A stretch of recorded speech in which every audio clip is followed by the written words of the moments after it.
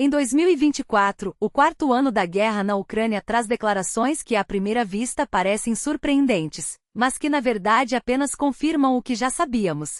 O ex-presidente dos Estados Unidos deixou claro que a Ucrânia não recuperará a Crimeia e que não ingressará na OTAN. Nada de novo sob o sol, afinal, essa sempre foi a postura das últimas administrações americanas, apenas nunca dita de forma tão explícita. O que realmente importa, porém, é o avanço significativo nas negociações sobre garantias de segurança oferecidas pelos Estados Unidos, com foco especial na proteção aérea, um passo crucial para fortalecer a defesa ucraniana. Além disso, há sinais claros de que Washington está confiante em uma possível reunião entre o líder ucraniano e o ex-presidente americano, com preparativos já em andamento. O mais intrigante é a reação russa. Moscou tenta, sem muito entusiasmo, negar qualquer acordo, mas os americanos seguem firmes, insistindo que o encontro acontecerá em breve. Enquanto isso, o conflito no fronte continua implacável. A Rússia intensifica seus ataques com munições proibidas internacionalmente, como bombas cluster, atingindo não apenas alvos militares, mas também áreas civis e infraestrutura energética.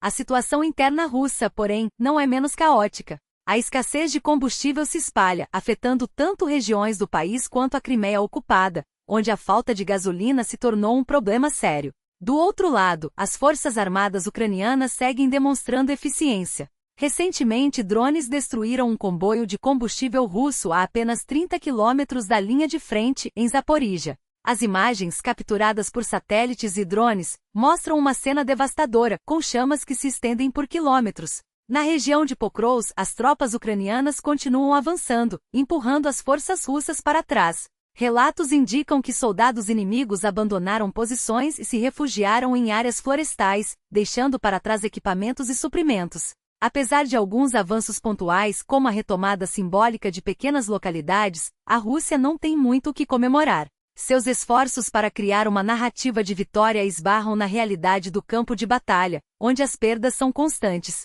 Enquanto isso, a pressão sobre os militares russos só aumenta. Entre deserções, abusos de comando e condições desumanas, o moral das tropas está em frangalhos. Há relatos chocantes de recrutas sendo tratados como animais, mantidos acorrentados em condições degradantes para forçá-los a assinar contratos. E o pior, crianças são alvo de uma doutrinação macabra, treinadas desde cedo para se tornarem carne de canhão. Em um acampamento na região de Belgorod, pais denunciaram que seus filhos foram submetidos a simulações de combate com tiros de borracha e granadas de efeito moral, métodos que até mesmo a mídia estatal russa considerou excessivos. Mas voltemos ao cenário diplomático, onde as coisas ficam ainda mais complexas. Fontes próximas ao governo americano revelam que, durante uma ligação recente, o ex-presidente dos Estados Unidos teria pressionado o líder russo a ser realista em suas demandas territoriais e a aceitar um encontro direto com o presidente ucraniano. A ironia não passou despercebida, afinal foi o mesmo tom usado antes da invasão em larga escala, quando se pediu a Moscou que apresentasse propostas realistas, e o resultado foi a anexação ilegal de 4 regiões ucranianas. O mais curioso é a dinâmica das negociações. Enquanto Moscou sugere uma reunião bilateral em território russo, tanto Washington quanto Kiev rejeitam a ideia. O que está em jogo aqui é uma estratégia mais ampla, onde cada movimento parece calculado para testar limites. Alguns analistas acreditam que o ex-presidente americano está usando uma tática de desinformação, criando expectativas para depois forçar uma reviravolta. A lógica é simples: ao anunciar um possível encontro, ele coloca pressão sobre as partes envolvidas, que acabam tendo que se comprometer com algo que, no fundo, nunca foi sua intenção cumprir. A questão é, até onde isso pode ir? Se a reunião realmente acontecer, a Ucrânia se verá diante de um dilema difícil. Aceitar as condições impostas pode significar ceder territórios e soberania. Recusar, por outro lado, arrisca isolar o país diplomaticamente. Enquanto isso, a Rússia continua apostando em sua estratégia de desgaste, esperando que o cansaço e as divisões internas enfraqueçam a resistência ucraniana. O que fica claro é que por trás das declarações bombásticas e dos jogos de poder, a guerra segue seu curso implacável. E enquanto o mundo assiste, cada dia traz novas baixas, novas tragédias e novas tentativas de manipular a narrativa. O apoio à Ucrânia, seja por meio de curtidas, comentários ou compartilhamentos, faz diferença. Cada interação ajuda a manter o assunto em evidência e a pressionar por uma solução justa. Não subestime o poder de sua voz, ela pode ser a diferença entre o silêncio e a ação. Mas o que realmente importa é que, por trás das jogadas políticas e dos discursos vazios, a realidade segue seu curso implacável. E enquanto líderes como Trump e Orbán brincam de xadrez geopolítico, a Ucrânia paga o preço em vidas, território e esperança. Cada gesto de apoio, um tweet, uma assinatura, uma conversa, é um tijolo na construção de uma pressão internacional que pode, sim, mudar o rumo dessa guerra. Não se engane, o silêncio é cúmplice, e a indiferença é uma arma nas mãos de quem prefere ver a Ucrânia sangrar. Enquanto isso, as manobras de bastidores revelam um jogo perigoso. Trump, com sua retórica de negociador nato, tenta vender a ideia de que Putin estaria disposto a aceitar tropas ocidentais em solo ucraniano, uma mentira desmascarada até mesmo pelos porta-vozes do Kremlin. Mas a verdade pouco importa quando o objetivo é criar uma narrativa que force a mão de Zelensky e dos europeus. E Orbán? Ele não passa de um oportunista, usando a crise para arrancar concessões da UE enquanto alimenta seu próprio regime corrupto. Sua recusa em liberar fundos para a Ucrânia não é ideologia, é chantagem pura. E como sempre, a Hungria joga o jogo sujo de quem só pensa em si. Mas o que realmente está em jogo aqui não são as ambições pessoais de líderes como Trump ou Orbán. É a estratégia por trás da estratégia, a tentativa desesperada de encerrar a guerra a qualquer custo, mesmo que isso signifique sacrificar a soberania ucraniana. Putin quer transferir a culpa para Zelensky e enfraquecer o apoio ocidental. Zelensky, por sua vez, precisa convencer o mundo de que a Rússia é o único obstáculo à paz. E a Europa? Está dividida entre a pressão americana e o medo de um conflito prolongado. No meio disso tudo, Trump age como maestro improvisado, empurrando todos para uma mesa de negociações onde as regras são ditadas por ele, e só por ele. A pergunta que fica é, até onde essa pressão vai funcionar? As chances são baixas, talvez 20%, no máximo 25%, mas o simples fato de estarmos vendo uma redução nos ataques russos já mostra que a estratégia tem algum efeito. Moscou diminuiu o ritmo dos bombardeios, não por generosidade, mas porque entendeu que o tempo está se esgotando. E é justamente esse relógio que Trump tenta controlar, apostando que Zelensky e Putin, acuados, acabem aceitando um acordo que ninguém quer, mas que todos podem ser forçados a engolir. Enquanto isso, no fronte, a guerra não para. Relatos de trens russos carregados de munição sendo destruídos em território ocupado mostram que a resistência ucraniana segue ativa, mesmo sob fogo constante. Cada drone abatido, cada depósito de armas explodido, é uma pequena vitória, mas também um lembrete de que, enquanto o mundo discute, pessoas continuam morrendo. O que nos resta é não desviar os olhos. Porque, no fim das contas, a única coisa que pode mudar o curso dessa guerra não são os jogos de poder em Washington ou Budapeste, mas a pressão de quem se recusa a aceitar a impunidade. Cada voz que se levanta, cada mensagem compartilhada, cada doação feita, é um sinal de que o mundo não esqueceu a Ucrânia. E é justamente esse sinal que pode fazer a diferença entre uma paz forçada e uma vitória justa. Não subestime o poder da sua ação e porque quando a história for escrita, ela não lembrará dos discursos vazios, mas daqueles que escolheram não ficar em silêncio. As imagens que chegam dos campos de batalha não são apenas registros de destruição, são provas de que cada ataque bem-sucedido contra a máquina de guerra russa é um golpe direto na capacidade do inimigo de sustentar sua agressão. Quando um trem logístico é atingido a 30 quilômetros da linha de frente, quando refinarias param de operar e filas se formam nos postos de gasolina, não são apenas números em relatórios. São fissuras no sistema que alimenta a guerra. E cada fissura, por menor que seja, é uma vitória que enfraquece o opressor e fortalece quem resiste. Mas essas vitórias não acontecem por acaso. Elas são o resultado de planejamento, coragem e, acima de tudo, da determinação de quem não aceita que a barbárie seja normalizada.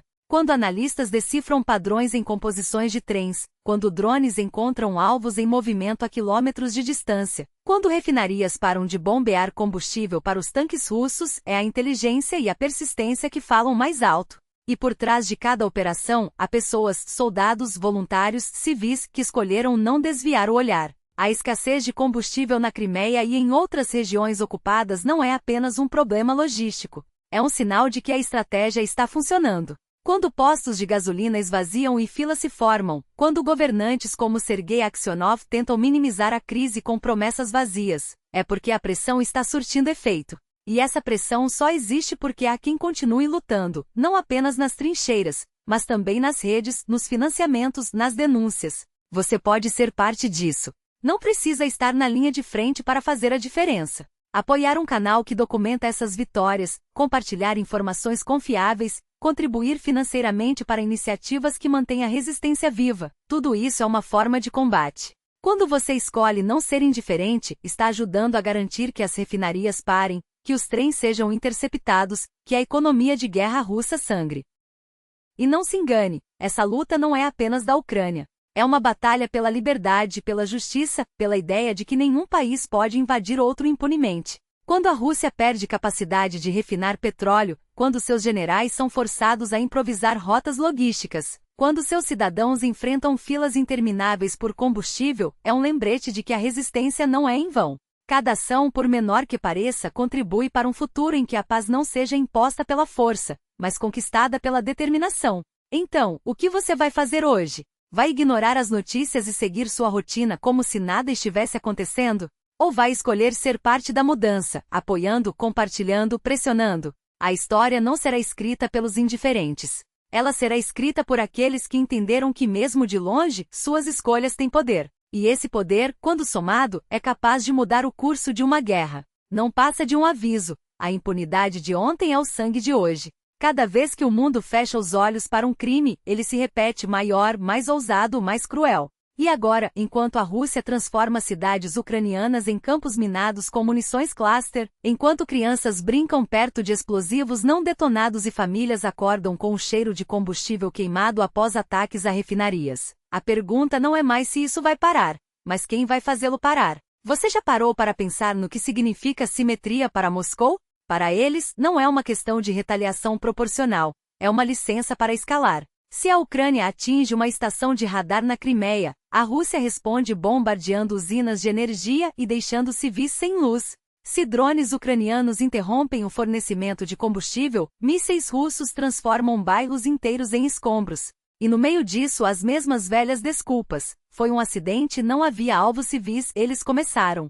Como se a história não estivesse repleta de impérios que justificaram seus crimes com palavras vazias enquanto enterravam seus próprios soldados e os dos outros, em valas comuns. Olhe para Kramatorsk, onde uma escola virou alvo. Para Kharkiv, onde um shopping center foi reduzido a cinzas em plena luz do dia. Para Mariupol, onde um teatro com a palavra crianças pintada no chão foi bombardeado. Cada um desses ataques não foi um erro. Foi uma escolha. Uma escolha de um regime que prefere ver o mundo em chamas a admitir que perdeu. E o mais assustador, eles não estão sozinhos. Por trás de cada míssil, de cada drone kamikaze, há uma cadeia de cumplicidade. Os engenheiros que projetam as armas, os burocratas que assinam os contratos, os propagandistas que vendem a guerra como libertação, e os milhões de cidadãos que, mesmo sabendo a verdade, escolhem acreditar nas mentiras. Mas aqui está a boa notícia: essa cadeia pode ser quebrada. Não com mais violência, mas com algo muito mais poderoso, a recusa coletiva em normalizar o horror. Quando você compartilha uma notícia sobre um ataque a uma usina elétrica, está dizendo ao mundo que não aceita que famílias passem o inverno no escuro. Quando pressiona seu governo a enviar ajuda humanitária, está mostrando que a vida de um ucraniano vale tanto quanto a de qualquer outro ser humano. Quando exige sanções contra os oligarcas que financiam a guerra, está cortando o oxigênio de um sistema que se alimenta de sangue. A Rússia conta com a sua indiferença. Ela aposta que, com o tempo, as imagens de corpos sob os escombros se tornarão apenas mais um ruído de fundo em seu feed de notícias. Que as histórias de crianças mutiladas por minas terrestres serão esquecidas entre um meme e uma promoção de Black Friday. Que o mundo se cansará de assistir e simplesmente seguirá em frente. Não deixe que isso aconteça. Porque a guerra não termina quando os combates param. Ela termina quando a justiça é feita. Quando os responsáveis são julgados, quando as vítimas são ouvidas, e quando cada um de nós entende que a paz não é um estado passivo, é uma conquista diária. Então, hoje, você vai ser mais um espectador? Ou vai ser parte daqueles que dizem chega não com palavras, mas com ações? A história não perdoa os omissos. Ela os enterra junto com suas desculpas. Mas ela também celebra aqueles que, mesmo sem armas, lutaram com a única coisa que nenhum tirano pode controlar: a verdade. E a verdade, hoje, é simples: esta guerra não é apenas da Ucrânia.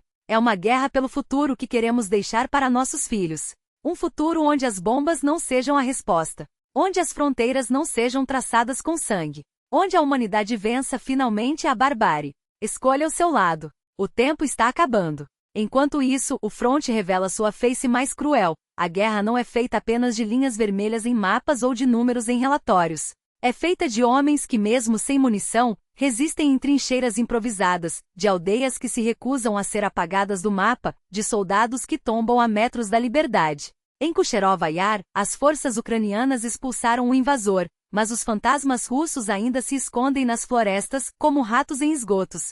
E aqueles que tentam reescrever a história com bandeiras falsas e vídeos encenados acabam enterrados sob o peso de sua própria mentira. Em Alexandrivka, uma unidade de assalto ucraniana desmantelou mais uma farsa orquestrada pelo Kremlin. Os ocupantes, ávidos por propaganda, invadiram o vilarejo com a missão de hastear sua bandeira imunda, mas foram varridos antes mesmo de concluírem o espetáculo. Um dos nossos, o soldado com o indicativo terapeuta, ergueu a bandeira azul e amarela sobre os escombros, mas caiu a 150 metros da evacuação, vítima de um erro de rota.